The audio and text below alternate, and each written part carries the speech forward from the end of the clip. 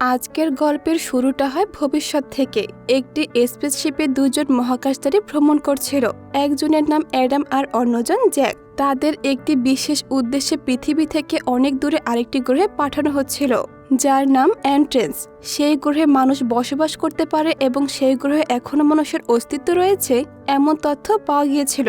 আসলে অ্যাডাম আর জ্যাককে এন্ট্রেন্স গ্রহে পাঠানোর পেছনে একটা উদ্দেশ্য ছিল। পৃথিবীর নারীরা এক ভয়ঙ্কর ভাইরাসে আক্রান্ত হয়েছিল, যার ফলে তাদের পক্ষে সন্তান জন্ম দেওয়া অসম্ভব হয়ে পড়ে। তাই পৃথিবীর জনসংখ্যা ধীরে ধীরে কমতে শুরু করে। মানবজাতির সম্পূর্ণ ধ্বংসের আগেই যে কোনো মূল্যে ওই গ্রহে পৌঁছে সেখানকার নারীদের পৃথিবীতে নিয়ে আসাই ছিল এদের মিশন। যখন তারা এন্ট্রেন্স গ্রহের কক্ষপথে প্রবেশ করে, তখন ঘর্ষণের কারণে স্পেসশিপটির নিয়ন্ত্রণ হারিয়ে ফেলে। অ্যাডাম আর জ্যাক অনেক চেষ্টা করেও সেটিকে নিয়ন্ত্রণ করতে পারে না। স্পেসশিপটি প্রচণ্ড গতিতে ছুটতে ছুটতে শেষ পর্যন্ত ভয়াবহভাবে মাটিতে গিয়ে আছড়ে পড়ে। এই দুর্ঘটনায় অ্যাডাম বেঁচে যায়, কিন্তু জ্যাকের কাঁধে গুরুতর আঘাত লাগে। অ্যাডাম দ্রুত স্পেসশিপ থেকে বের করে একটা ইনজেকশন দেয়। কিছুক্ষণ পর জ্যাক একটু ভালো অনুভব করতে শুরু করে। চারপাশে তাকিয়ে তারা অবাক হয়ে যায়। কোথাও কোনো মানুষ নেই, কোনো প্রাণীর চিহ্নও নেই। যতদূর চোখ যায় শুধু মরুভূমি, পাথর আর ধুলোময় মাটি। এই দৃশ্য দেখে তাদের মনে হয় হয়তো তারা ভুল গ্রহে এসে পড়েছে। কিন্তু ঠিক তখনই তারা একটা কুকুরের ঘেউ ঘেউ শব্দ শুনতে পায়। সেই শব্দ শুনে দুজনেই চমকে ওঠে। অ্যাডাম দ্রুত শব্দটির দিকে এগিয়ে যেতে শুরু করে, কারণ এই নির্জন গ্রহে সেই শব্দ ছিল জীবনের প্রথম চিহ্ন। অ্যাডাম শব্দটির দিকে এগিয়ে গিয়ে দেখে একটি ছোট্ট ছেলে তার হাতে কুকুরটিকে নিয়ে দাঁড়িয়ে আছে। ছেলেটির নাম ছিল উইল। অ্যাডামকে দেখে সে ভয় পেয়ে যায় এবং সেখান থেকে পালিয়ে যেতে শুরু করে। অ্যাডাম তাকে থামিয়ে কথা বলার জন্য পিছু নেয়। উইল দৌড়াতে দৌড়াতে অনেক দূরে চলে যায়। কিছুক্ষণ পর সে কয়েকজন মহিলার একটি দলের কাছে পৌঁছায়, যাদের দেখতে সৈনিকদের মতো লাগছিল। সেই মহিলারা উইলের সঙ্গে খুব খারাপ ব্যবহার করে এবং তাকে ধরে টেনে হিঁচড়ে নিয়ে যায়। উইলকে নিয়ে যাওয়ার পর অ্যাডামও সেখানে পৌঁছে যায়। সে মাটিতে পড়ে থাকা একটা ছুরি দেখতে পায়। অ্যাডাম বুঝতে পারে উইল নিশ্চয়ই আশেপাশে আছে, তাই সে তাকে খুঁজে বের করার জন্য আরো সামনে এগিয়ে যাওয়ার সিদ্ধান্ত নেয়। কিছু দূর যাওয়ার পর সে একটি বড় ও দৃষ্টিনন্দন প্রাসাদ দেখতে পায়। প্রথমে ভেতরে ঢুকতে একটু দ্বিধা হলেও শেষ পর্যন্ত সাহস করে সে প্রাসাদের ভেতরে প্রবেশ করে। সেখানে সে দেখতে পায় অনেক নারী একসঙ্গে প্রার্থনা করছে। তাদের মধ্যে টেক্সন নামে এক অত্যন্ত ক্ষমতাশালী নারীও ছিল। নারীদের কথাবার্তা শুনে অ্যাডাম জানতে পারে এই গ্রহে শুধু নারীদেরই শাসন চলে। পুরুষদের রাখা হয় কেবল জনসংখ্যা বৃদ্ধি করা ও শ্রমিকের কাজ করার জন্য। সেই নারীরা একটি সাপকে আহ্বান করার জন্য প্রার্থনা করছিল, আর এই ধর্মীয় গোষ্ঠীর প্রধান ছিল টেক্সন। সেও সাপটির উদ্দেশ্যে প্রার্থনা করে। ঠিক তখনই প্রাসাদের রানী সুমুর সেখানে এসে উপস্থিত হন। কিছুক্ষণ পর একটি বড় গর্ত থেকে বিশাল এক সাপ বেরিয়ে আসে, যাকে তারা দেবতার মতো পূজা করত। সাপটিকে খুশি করার জন্য টেক্সন উইলকে বলি দেওয়ার সিদ্ধান্ত নেয়। অ্যাডাম লুকিয়ে পুরো ঘটনাটি দেখছিল, কিন্তু সামনে এসে কিছু বলার সাহস সে পায় না। যখন উইলের মুখের আবরণ সরিয়ে তার চেহারা দেখানো হয়, তখন এক নারী সৈনিক এই বলির বিরোধিতা করে। তার নাম ছিল ডব। উইল ছিল তার ছোট ভাই, তাই সে টেক্সনের সামনে দাঁড়িয়ে এই বলি বন্ধ করার চেষ্টা করে এবং টেক্সনের সৈনিকদের উপরে আক্রমণ চালায়। এদিকে বিশাল সাপটি টেক্সনের এক সঙ্গীকে গিলে ফেলে। রানী সুমুর এই পুরো ঘটনা দেখছিল। ডব ছিল সুমুরের বিশেষ দেহরক্ষী, তাই তাকে বাঁচানোর জন্য সুমুরকেও এই সংঘর্ষে অংশ নিতে হয়। এখানেই আমরা বুঝতে পারি সুমুর ও টেক্সন একে অপরকে মোটেও পছন্দ করে না, বরং তাদের মধ্যে আগে থেকে গভীর বিরোধ ও ক্ষমতার দ্বন্দ্ব চলছিল। তাদের দুজনেরই আলাদা আলাদা দল ছিল।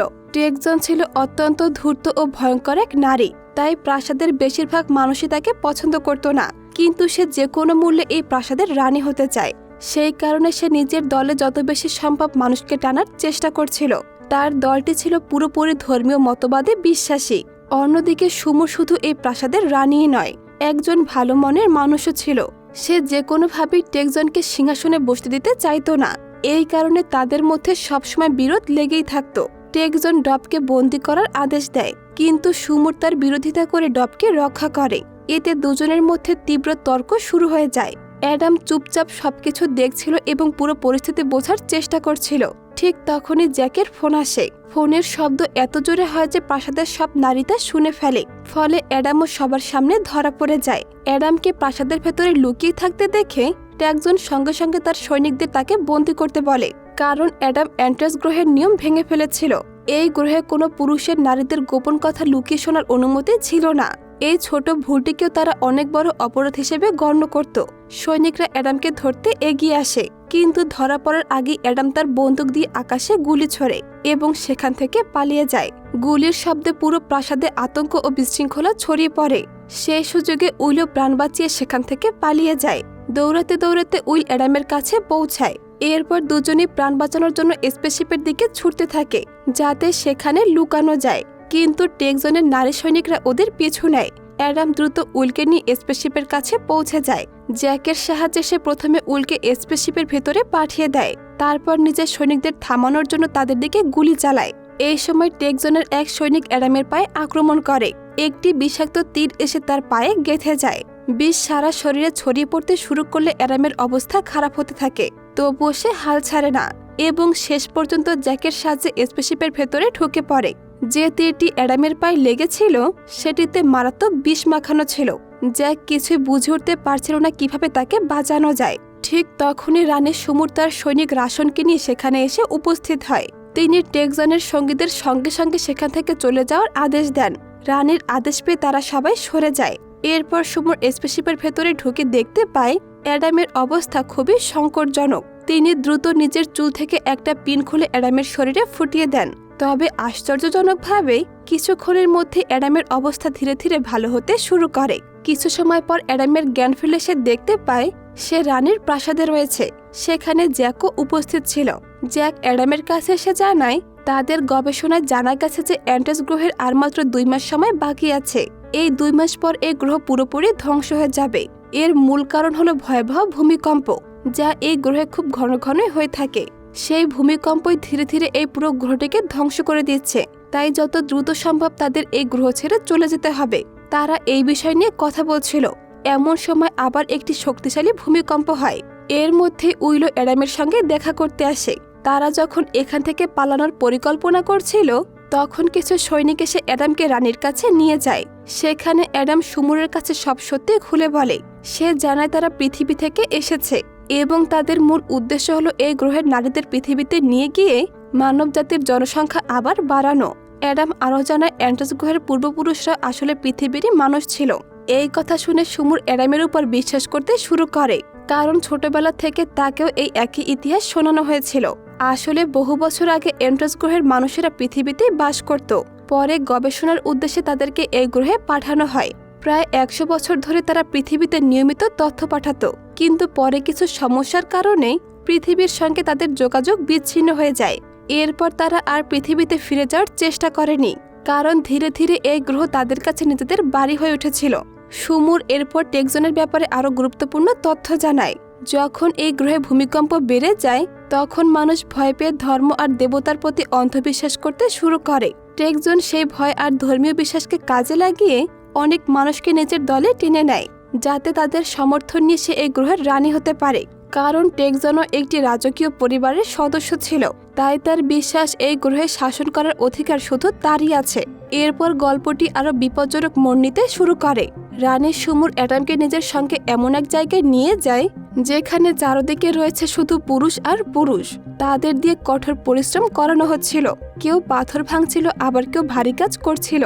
সুমুর অ্যাডামকে জানায় একদিন এই গ্রহের পুরুষেরা আকাশে একটি রহস্যময় সাদা আলো দেখেছিল। সেই ঘটনার পর থেকেই তাদেরকে দাস বানিয়ে ফেলা হয়। এই গ্রহের নারীদের বিশ্বাস সমস্ত সমস্যা ও বিপদের মূল কারণ হলো এই পুরুষেরা।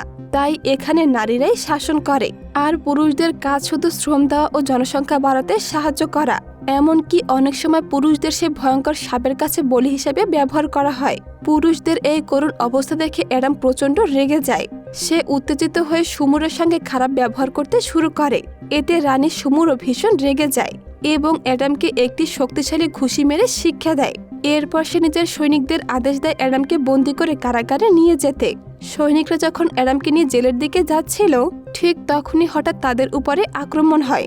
এই হামলা করেছিল টেকজনের দল।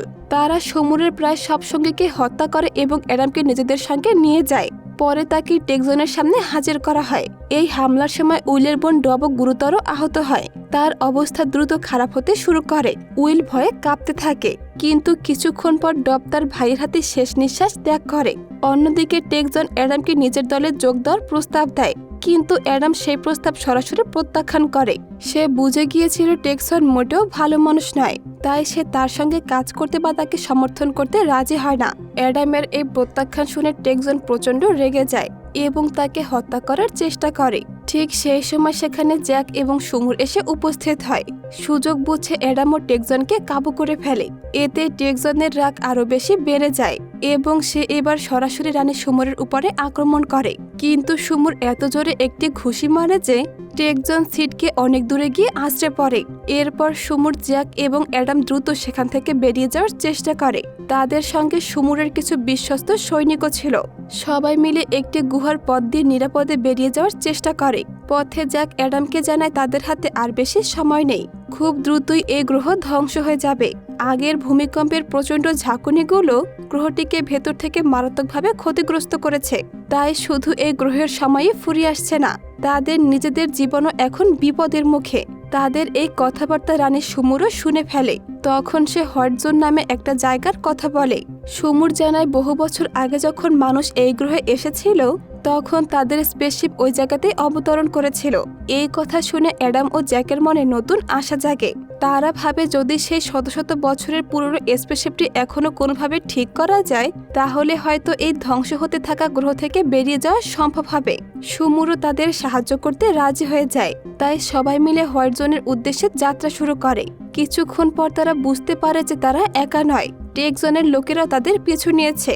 খবরটি জানতে পেরে সবাই খুব সতর্ক হয়ে যায় এবং অনেক কষ্টে ওদের চোখেরই সেখান থেকে বেরিয়ে আসতে সক্ষম হয়। পথে তারা কিছু বন্দীকে দেখতে পায় যাদের দীর্ঘদিন ধরে আটকে রাখা হয়েছে।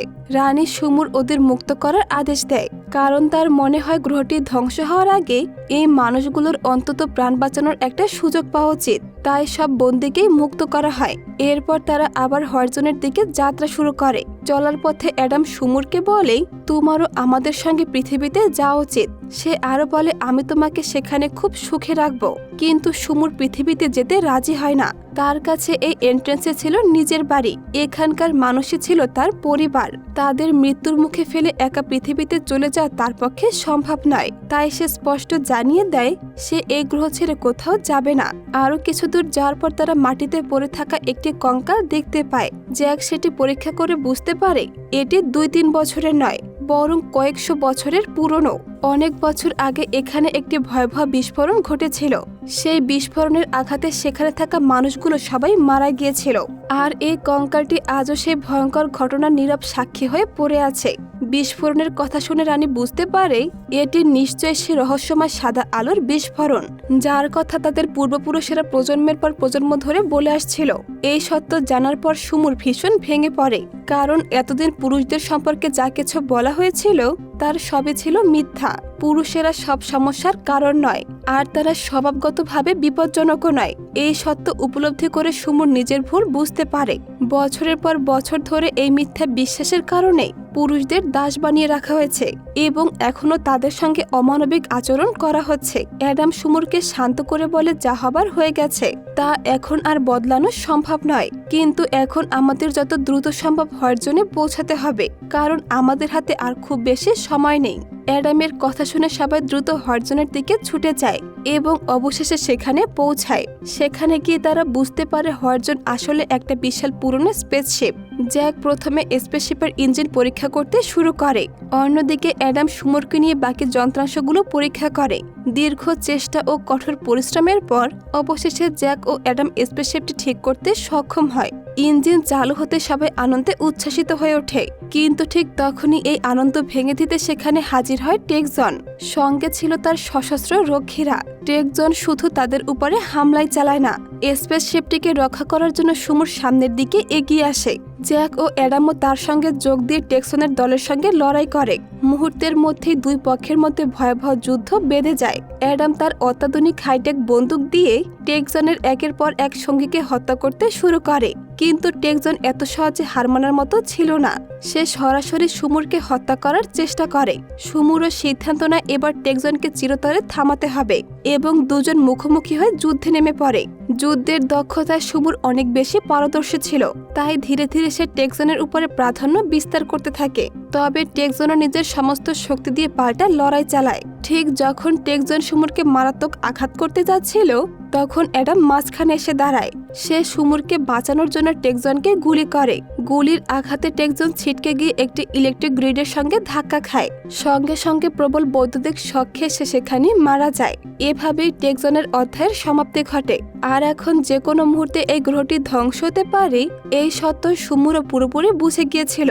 অবশেষে সে অ্যাডামের কথা মেনে নেয় এবং পৃথিবীতে যাওয়ার সিদ্ধান্ত গ্রহণ করে। পৃথিবীতে ফিরে যাওয়ার জন্য জ্যাক দ্রুত স্পেসশিপের ইঞ্জিন চালু করে। সবাই স্পেসশিপে উঠে বসে আর ধীরে ধীরে সেটি আকাশের দিকে উড়ে যেতে শুরু করে। গ্রহের মানুষ যখন স্পেসশিপটিকে আকাশে উঠতে দেখে, তখন তারা ভীষণ ভয় পেয়ে যায়। তারা কিছুই বুঝতে পারে না, কারণ এমন দৃশ্য তারা আগে কখনোই দেখেনি। স্পেসশিপের ভেতরে থাকা স্ক্রিনের মাধ্যমে অ্যাডাম এবং সুমুর নিচে থাকা মানুষদের অবস্থা দেখছিল। অ্যাডামের খুবই খারাপ লাগছিল তাদের এভাবে মৃত্যুর মুখে রেখে যেতে, কারণ সে জানতো খুব শিগগিরই এই গ্রহ সম্পূর্ণ ধ্বংস হয়ে যাবে এবং এখানে থাকা সব মানুষেরা মারা যাবে। তাই অ্যাডাম ওদেরকে সাহায্য করার সিদ্ধান্ত নেয়। সে জ্যাককে বলে স্পেসশিপটি আবার মাটিতে নামাতে, কিন্তু জ্যাক এতে রাজি হয় না, কারণ এতে তার নিজের জীবনও ঝুঁকিতে পড়তে পারে। তবে অ্যাডাম ও সুমুর দুজনে মিলে তাকে বোঝাতে থাকলে শেষ পর্যন্ত জ্যাক স্পেসশিপটি আবার মাটিতে অবতরণ করে। বিশাল স্পেসশিপটি দেখে সবাই আতঙ্কিত হয়ে পড়ে। তখন সুমুর সামনে এসে তাদেরকে শান্ত করে জানায় এন্টেস গ্রহ খুব শিগগিরই ধ্বংস হয়ে যাবে। রানীর কথা বিশ্বাস করে সবাই স্পেসশিপে উঠে আসে। এখন এই স্পেসশিপটি পৃথিবীর উদ্দেশ্যে যাত্রা করার জন্য পুরোপুরি প্রস্তুত। কিন্তু ঠিক সেই সময় সেখানে হাজির হয় সেই ভয়ঙ্কর স্নেক গড। বিশাল সাপটি স্পেসশিপের উপরে আক্রমণ চালায় এবং সেটিকে ক্ষতিগ্রস্ত করতে শুরু করে। ফলে স্পেসশিপটি ঠিকঠাকভাবে কাজ করছিল না। পরিস্থিতি খারাপ দেখে জ্যাক দ্রুত ইঞ্জিনটি সম্পূর্ণ শক্তিতে চালু করে। স্পেসশিপের পেছন থেকে প্রচন্ড আগুনের শিখা বেরিয়ে আসে। সেই আগুনের আঘাতে বিশাল সাপটি পুড়ে মারা যায়। অবশেষে সব মানুষ নিরাপদে স্পেসশিপে উঠে বসে এবং তারা পৃথিবীর উদ্দেশ্যে যাত্রা শুরু করে। আর এভাবেই এই মুভিটি শেষ হয়ে যায়। তো বন্ধুরা, তোমরা যদি এমন একটি গ্রহে যাওয়ার সুযোগ পেতে, তাহলে কি যেতে রাজি হতে? তা কমেন্টে জানিয়ে দিও। আর আজকের এই ইন্টারেস্টিং মুভিটি কেমন লাগলো? আবার দেখা হবে পরবর্তী কোনো ভিডিওতে। ততক্ষণ পর্যন্ত সবাই ভালো থাকবেন। ধন্যবাদ।